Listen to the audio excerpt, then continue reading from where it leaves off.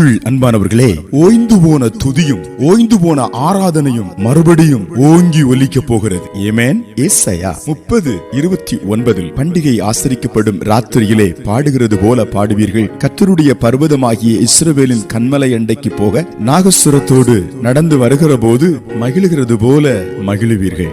அன்புக்குரியவர்களே, இந்த காலை வேளையிலே ஒருவேளை நெருக்கத்தினாலே துதி அணைந்து போயிருக்கலாம், விசுவாசம் அணைந்து போயிருக்கலாம், ஆவிக்குரிய வாழ்க்கை கூட சற்று குளிர்ந்து போயிருக்கலாம். ஆனால் கர்த்தர் உங்களை தட்டி எழுப்பி ஒரு தாய் தேற்றுவது போல தேற்றி உங்கள் கரங்களை பிடித்து அவர் சொல்கிறார், இருளான இடத்தில் பாடுகிறது போல நீங்கள் பாடுவீர்கள். அல்லேலூயா. அன்றைக்கு பவுலும் சீலாவும் ராத்திரியில் தானே பாடினாங்க. பாடின போது, துதித்த போது ஒரு பெரிய வெளிச்சத்தையும் விடுதலையும் தேவனுடைய பிரசன்னத்தின் வெளிப்பாடையும் அவர்கள் அறிந்து கொண்டார்கள். ஒரு பக்கம் துக்கம் இருந்தாலும் அந்த துக்கம் சந்தோஷமாய் மாறிற்று.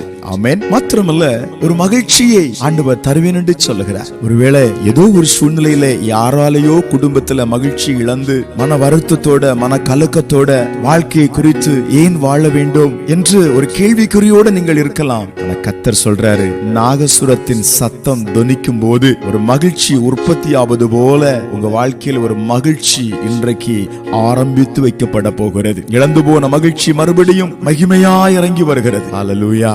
கலங்காதிருங்கள், உள்ளத்தை தேற்றுங்கள், ஜெபத்திலே ஆண்டவருடைய அன்பிலே அதிகமாய் நிலைத்திருக்க தத்தம் செய்யுங்கள். நிச்சயமாய் பாடலும் மகிழ்ச்சியும் ஆரவாரமும் ஆராதனையும் துதியும் ஸ்தோத்திரமும் மறுபடியும் எழும்பி உங்களை உயர்ந்த படிக்கு கொண்டு செல்லும். ஜெபம் பண்ணுவோமா? அன்பின் பரலோக பிதாவே, இந்த காலை வேளையிலும் துவண்டு போயிருக்கிற சோர்ந்து போயிருக்கிற உடைய பிள்ளைகளை பாட வைக்கும்படி தட்டி எழுப்புகிறீர். அவர்களை மகிழ்ச்சியின் கிரீடங்களாக வைக்கிறீர். அதற்காக ஸ்தோத்திரம். இப்பொழுதே கவலைகள் மாறுகிறது. இயேசுவின் நாமத்தில் ஆமென்.